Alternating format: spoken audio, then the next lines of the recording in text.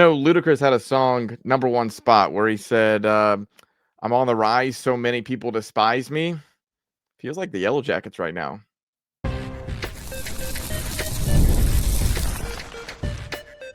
You are Locked On Georgia Tech, your daily podcast on the Georgia Tech Yellow Jackets, part of the Locked On Podcast Network, your team every day. Welcome into Locked On Georgia Tech. What's going on? I am one of your hosts, Caleb Johnson. Taking this daily journey covering the Yellow Jackets alongside me is my co-host, Jarvis Davis. I want to start off by saying thank you for making Locked On Georgia Tech your first listen of the day. It's part of the Locked On Podcast Network, now the number one sports podcast network. Yeah, I mean, when you're number one, you're going to talk about it, right? And we're not the only number ones around here, but we'll get into that in just a bit. We are free and available wherever you get your podcast, and wherever you go and download those podcasts, make sure to leave us a 5-star review. Anything less than a 5-star review, and I wish all of your food to be as bland as a hot dog at the Varsity. I'm sorry, it's just how I feel, okay? Today's episode is brought to you by FanDuel. Right now, new customers can bet just $5, and if your bet wins, you'll get $300 in bonus bets to use across the app today. Download the app today. All right, today on Locked On Georgia Tech, we'll get into what did Brent Key triple down on local radio? Did the path to the college football playoff get easier for the Yellow Jackets this weekend? But first, Jarvis, are the Yellow Jackets now the number one team in the ACC? I think it's theirs for the taking, for sure, because I go back to what Brent Key said last week when he was getting a lot of questions, and I felt like he was getting to the point where it was almost like a funeral that they lost to NC State for a pack. It was like, hey, guys, we're not dead. The season's not over. The Cinderella season isn't over. There's still a chance out here. And I think that he was really kind of trying to project to the people in that room and to the national media as well. It's like, yeah, man, it's college football. Anything can happen. And when you look at it from where they're sitting currently and what they have in front of them, which is Boston College, and I'm going to use a coaching cliche. Nobody worry about Pitt right now. Like it's one game at a time, 1% better every day. We're going to give 120% of ourselves when we go out on the practice field today. It's going to be all the cliches that you can possibly throw out there this week because, like, none of this is going to matter.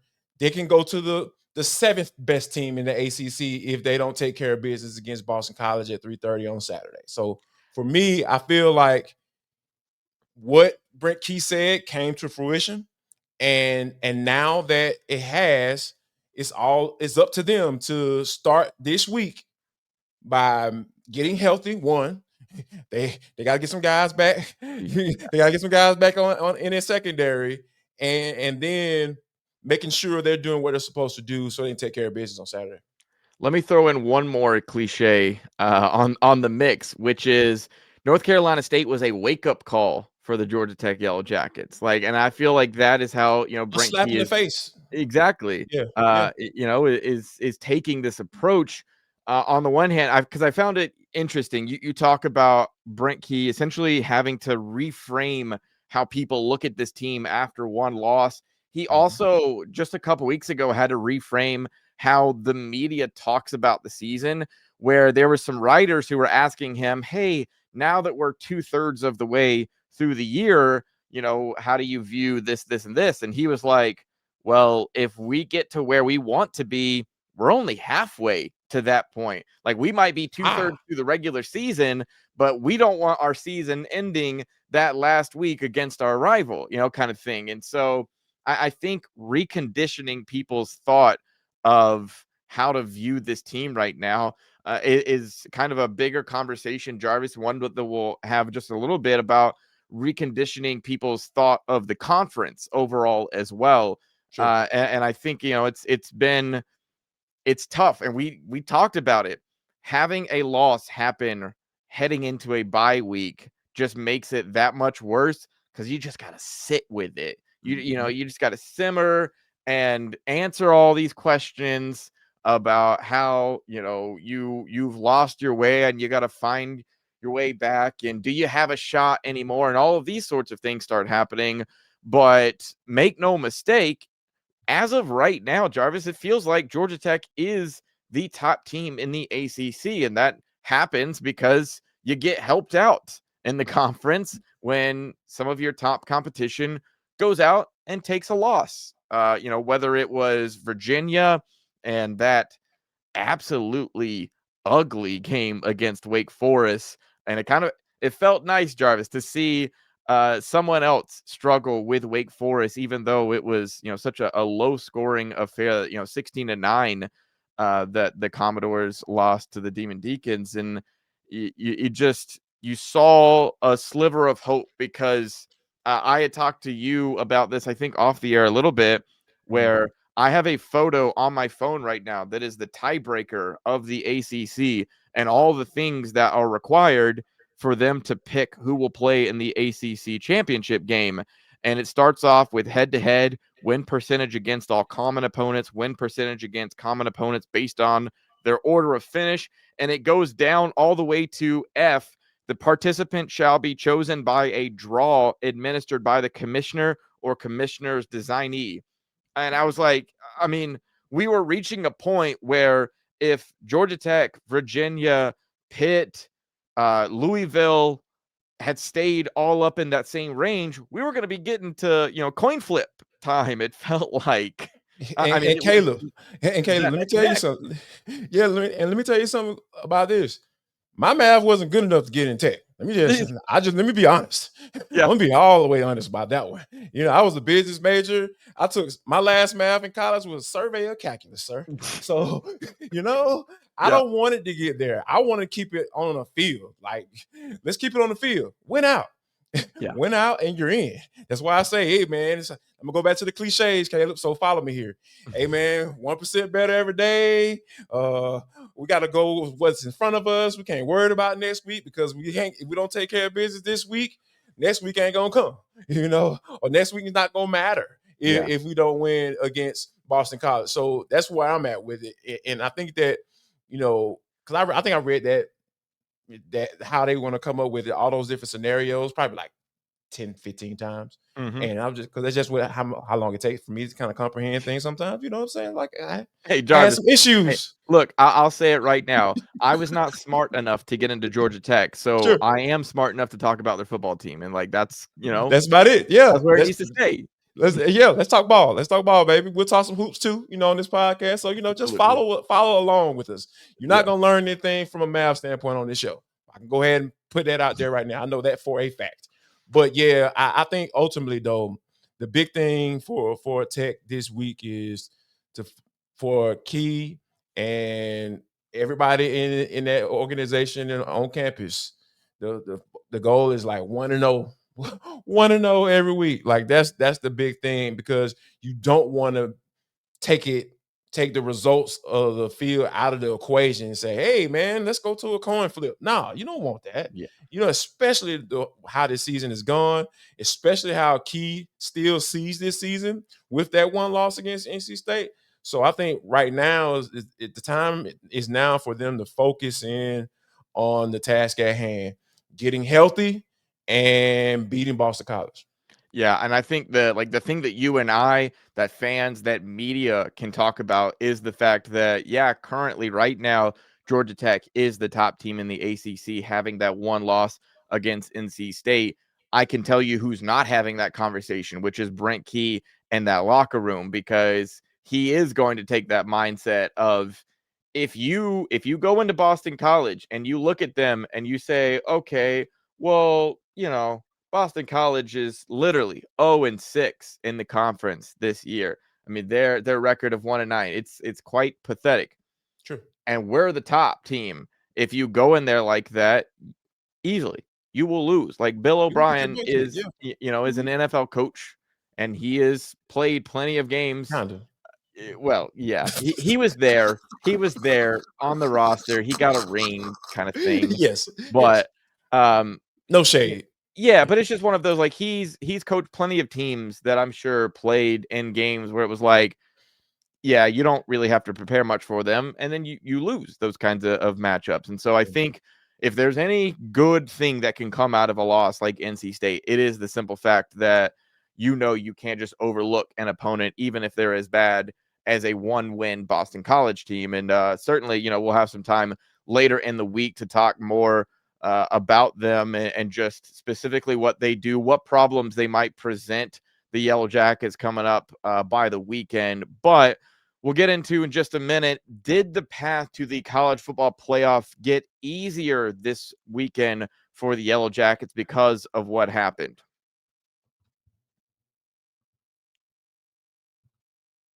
The holiday season is right around the corner, and that means it's time to get your home ready. Whether you need more seating for guests, cozy new linens, or fun serverware for hosting holidays, Wayfair's Black Friday sale is here to make your space shine. And the best part, you don't have to wait. Wayfair's Black Friday deals are happening all month long with up to 70% off everything from sofas to spatulas. Look, I've used Wayfair before, and honestly, I've been so surprised at how fast their shipping is just in time to get it to you for the holidays. Because you blink and Christmas will be here, guys. You really need to take care of this stuff now.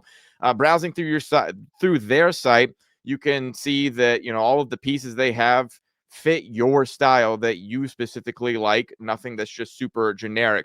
So don't miss out on early Black Friday deals. Head to wayfair.com now to shop Wayfair's Black Friday sale for up to 70% off. That's WAYFAI air.com. Sale ends December 7th.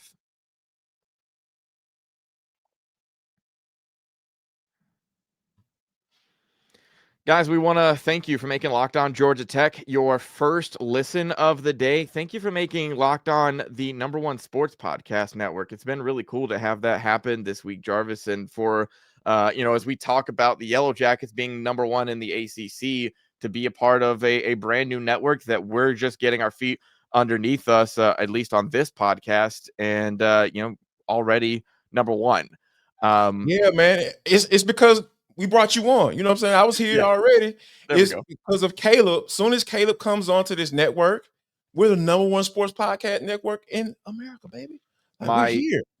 We're all overall. So yeah, man. Shout out. Y'all should thank Caleb. You know what I'm saying? Drop a comment on YouTube or on the audio podcast. Well, you can put comments on Spotify now too. So yeah, Yeah, man. Go do that. And thank you, by the way. I'm Yes. glad I don't have the ego that would actually allow me to believe that, because otherwise I would come in here with a giant big brain, Right. Yeah. to My be head already big, so I can't have an ego. Like, you know what I mean? So can't make it worse, man. it can't get any bigger. I don't want it to get any bigger.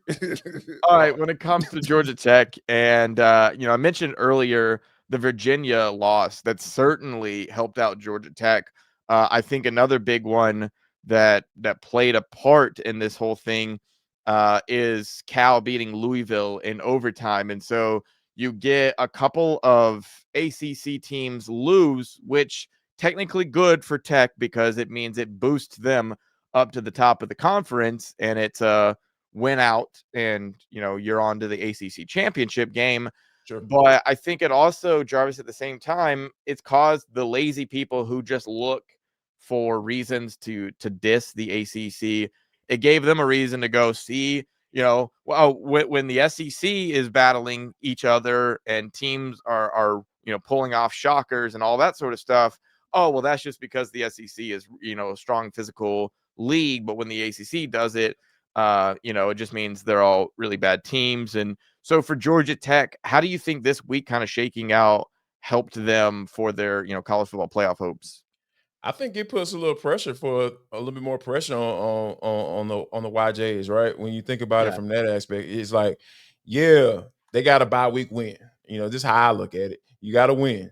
Like you had a couple teams lose that were kind of sitting on top of you, and you're going to have to make sure that you do your job. But now you got to do your job now because not only for yourself to get into the ACC championship and have an opportunity to be a conference champion, um, but now you kind of carrying the flag or carrying the torch for the conference Yeah. because I know people don't and I'm not necessarily really big on, oh yeah, root for the conference. That's SEC delusional stuff, It really is.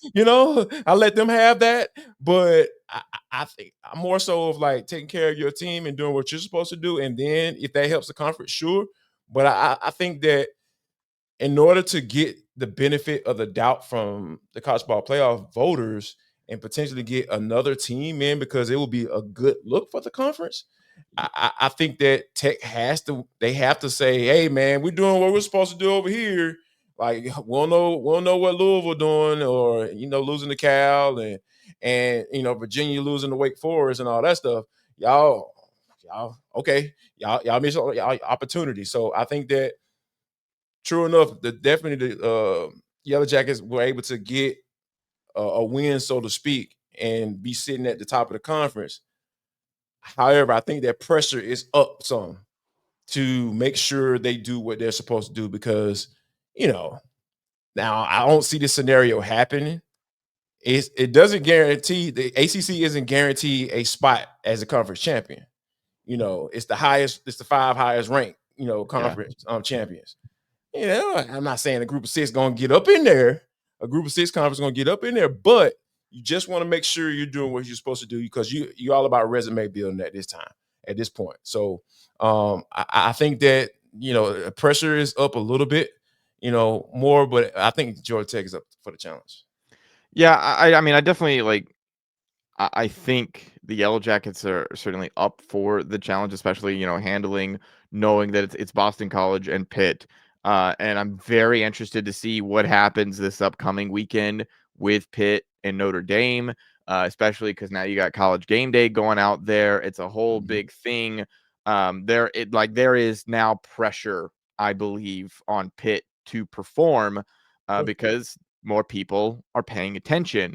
In this respect to Georgia Tech, it's just one of those where, as much as it helped them out, as I mentioned, for Virginia, for Louisville to go down, I really kind of hope those two schools end their seasons on very positive, trajectories. So Right. it's looked at as, okay, they had some, real close losses, and I mean, especially like in Virginia's sense, that loss to Wake Forest, I felt like was more involving Chandler Morris going down than anything, where it was like, Yes. okay, can the committee see that this was a good Virginia team that just lost their quarterback, and so they lose a game? And can we have some common sense? No, Jarvis, no. Of course they will. They watch all the games. Yeah. They watch Yeah. all the games from 15 minutes left in the start the first quarter to 0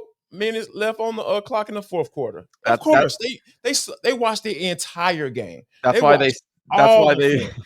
that's why they said North Carolina State dominated Georgia Tech on both sides of the ball. That's because they were watching the whole Exactly. game. Exactly. Yeah, that's This is what we're faced with right here.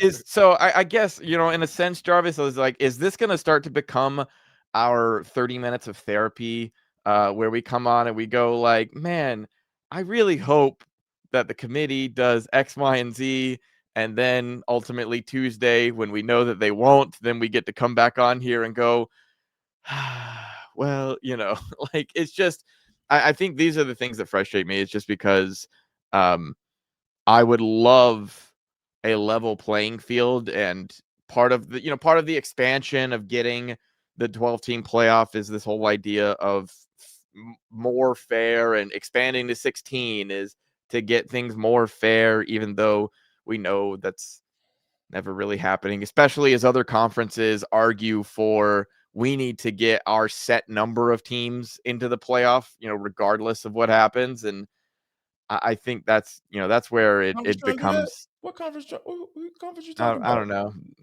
They got 3 letters, like a bunch of them do. Yeah. Um, yeah, I think it's a matter of, did the path technically for Georgia Tech get easier? Yes, Yeah. because, now you're almost guaranteed a spot in the ACC championship game. Um, and especially depending on what happens with Pitt, because I think that's where And once again, like, let's not start getting into the tiebreakers again. But I think with Virginia and Louisville losing, obviously that helps you out. I think when the new college football rankings come out, Georgia Tech will probably move up similar to what they did in the AP poll. AP poll was what, 14, I think, this week? 14, yeah. Mm-hmm. Yeah. So like all of that is okay, heading in a positive direction of knowing you, like, for Tech, it's nice to, they just have to take care of their business. They don't have to look at other teams helping them out, because once you start getting into that game, it's chaos and it leads to just, straight up disappointment. And so I think for the fact that they were able to avoid needing help from anyone else is a good thing, at least to this point. Yeah. It's just a matter of, what the committee values. As to your point, you mentioned that we're not just getting conference champions with guaranteed, top 4 spots. There's a little more movement and room for the lesser teams, I guess you would say, to get that opportunity.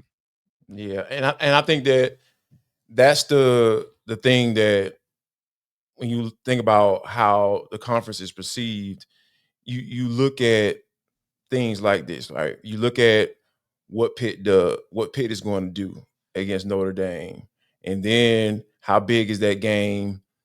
Could game day come if Pitt beats Notre Dame? Could game day be coming? Yeah, Be the last home game at yeah, Bobby Dodd? yeah, Like I wouldn't be surprised. I mean, of course, there's going to be a lot of other big matchups going on, but that could be something that a lot of eyeballs will be on, especially if Pitt were to figure out a way to beat Notre Dame. So I yeah, think that, and I'm sure that Miami would love something to that effect, right? Because they get a chance to play them, yeah. is in that final few games. So I think that the perception of the conference matters. It really doesn't matter inside the building down in the flats. But, if they can take care of business, it can't do nothing but help the conference going forward. Yeah. Now, one last thing I want to get into, Jarvis, before we wrap up the show, is certainly Brent Key. He's talked a lot, even as it was on a bye week, and he happened to go to the radio station that I work for, 92.9 The Game, and bring up some pretty interesting thoughts. Maybe a tripling down of sorts of his thoughts of, his coaching career. The NBA is back, and there's no better place to get on the action than FanDuel, the official sports betting partner of the NBA. Even if you miss the start of the game or want to ride the hot hand, FanDuel has live bets on everything from who will score next to fourth quarter comebacks. Plus, you can even combine your live bets into a same game parlay for a shot at a bigger payout. Maybe you're a Hawks fan and you got on the action against the Lakers and you saw, okay, well, there's a bunch of guys out for the Hawks. There's a couple of guys out like LeBron for the Lakers. And, maybe you were the good home team fan that believed in the Hawks to be able to pull it out and then got to see their surprising, pretty dominant win over LA.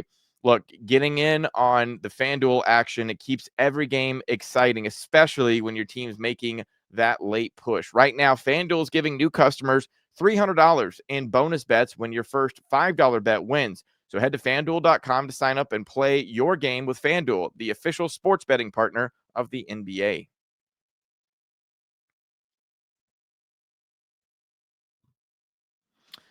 All right, Jarvis. This is the rare instance of my world colliding. Of having the radio station that I work for, 92.9 The Game. You want a guest like Brent Key on Sure. because his team is winning and he's saying things. He's putting out headlines that are getting a lot of attention. Clearly, we talked about the slice me open and see what color I bleed. Yes. And This is I a love great quote, by Jarvis the that way. I saw Like, some get it on a conversation. t-shirt. Like, I can't get on a t-shirt. You know Right. what I'm Yeah. saying? Actually, I saw a brand. There's a brand going around right now, a Georgia Tech brand that sounds like they're planning on getting some merch made up for that. But I did see some people who were like, I hope it's red, like just for your health. But I get the overall sentiment. I don't know that Brent Key would like me saying, he would be like, no, it's actually for me, I'm a mutant. It's gold. But he goes on the steakhouse this past week and has some interesting comments. I'll read them, Jarvis, and then get in and let's kind of break down once again how strongly Brent Key feels about his allegiance to Georgia Tech. He said, people ask me about my job. I'm going to tell them what I feel. Don't forget now, I left the University of Alabama in 2019 after 3 straight national championship games to come back here for the same position, basically. Now that I've got an opportunity and I'm so fortunate to be able to sit in this seat, I'm not letting this thing go. Yeah, man. Think about it. He took a job to come work for a guy who spells his name with a G. Think about that. Yeah. From my interaction with Brent Key, I don't know how Mr. G was gonna. I don't know how he did it. I'm flabbergasted. Well, He is an excellent salesman because if I'm Brent Key, the way I've got vibes from Brent Key, he ain't gonna hang around guys who spell their first name with a G, spell well, Jeff with a G. Jarvis, it's job security, right? Like if I was gonna hitch my wagon to Jeff Collins or Nick Saban, I mean that's a no brainer. I'm not even yeah. having a I'm I'm not having to choosing Nick talk to the every wife. time. I'm Yeah, choosing Nick every time. yeah. Yeah, yeah. I mean, so and when you kind of dig a little bit deeper into it, I remember when Brent Key was the coach on his team, and I remember specifically that year, Jeff Collins was having a lot of issues on special teams. And one of the first things that I saw an immediate change, an immediate upgrade was special teams. As soon as Brent Key took over and he ended up going 4-4 for the rest of that year, the special teams was so much better. Just it was little tweaks. Like that's how you know a guy can coach, a guy can lead. He pays attention to the little things, and the little things turn into positive results for you. And we know that Jeff Collins wasn't that guy, right? He was all about trying to sell the program with Waffle House Cup. Still love Waffle House, love you to death. But Same. he put a bad name on Waffle House because that was the only thing he doggone did when he was here, and that was sell the heck out of doggone Waffle House. Like, bro, I don't need you to sell me on Waffle House. I grew up in Atlanta, born and raised up in this thing. So you don't need to sell that to me. Coach some football. So, but I think just to go back to about the quote, Brent Key really believes in what he's doing. That's why he took this job. And for him to come in and do what he did, and Jeff Collins ends up getting let go, he steps in as the interim head coach. He's saying, I know what I'm about to do. And a lot of it's going to be the opposite of what Mr. Collins was doing. And now you've seen the results of that. So yeah, I wasn't shocked at all when he mentioned that because yeah, man, that is, I think back to when I was in high school and I was, being recruited and stuff like that. And I actually had a conversation with a Georgia Tech recruiter one time, but I was getting ready to take my SAT. And the morning of me going to go check the SET, excuse me, I went to my mailbox, went into the mailbox, opened that bad boy up, and it was a handwritten letter from the head coach of Michigan State. The head coach of Michigan State at that time, I'm old, was Nick Saban. So, and when you think, and he was inviting me to a camp, and when you think about just that aspect of it, like, what if I would have gone up there? Because I had no idea who Nick Saban really was. I knew of him, right? He was the head coach of Michigan State. I understood that. I get that aspect of it. But when you think about making decisions to go places, just going back to what Brent Key did, he left stability. If I would have gone up to Michigan State, gone to that camp, they would have offered me and I would have accepted, I would have been looking crazy because guess what? Guess where Nick Saban went that following year? LSU. Yeah. And I would have been sitting up there like, man, I came up here because you recruited me. So for him to make a sound decision for himself and say, yeah, I'm going back to my alma mater. I don't care who the head coach is. I think that says a lot about the person, And I think that we've got a pretty good idea of who Brent Key is. And I think that this team is in good shape going forward. Yeah, stability is certainly a big thing. And as much as Brent Key has doubled down and tripled down at this point, I think there is the aspect that I feel like he can't leave now, quite honestly. Like if I'm being so honest, he I think can't leave. slice me open and see what colors I bleed. At least guarantee he's going to be around for at least the next 3 years. Yeah, exactly. Yeah, For and people to and forget about it. You know what I'm saying? I'm at the point that I'm thinking, the only way that I see Brent Key leaving this university is getting fired at this point. It Sure. certainly at least feels that way. He finished his appearance on the Steakhouse also by saying, as long as I feel like we can win championships, and I'm not talking about just conference championships, I'm talking about as long as we are supported and from the president and the athletic director, the alignment that we have at Georgia Tech is second to none. As long as that continues, we feel like we're in a position to win championships. So, as long as, and we talked about this as much, Jarvis, as long as he feels like he can actually go be a legitimate contender in the college football playoff, and right now, I think they're about to be certainly in that position. Then there is no reason to look anywhere else. And honestly, it's comforting, I think, for this university who has had an athletic director who just went and took the better job, so to speak, recently. Let me put the air Put quotes that in the air up quotes there. for my folks listening to audio. Yeah. At least how he viewed it probably was more money, I'm sure. But it is seeing this in a different light for Brent Key and for him to go to the trouble of emphasizing to everyone and make it clear it's a really positive sign. And it Can I do a quick means that, translation before we go? what's Can I that? do a quick translation of that quote Sure. before we go?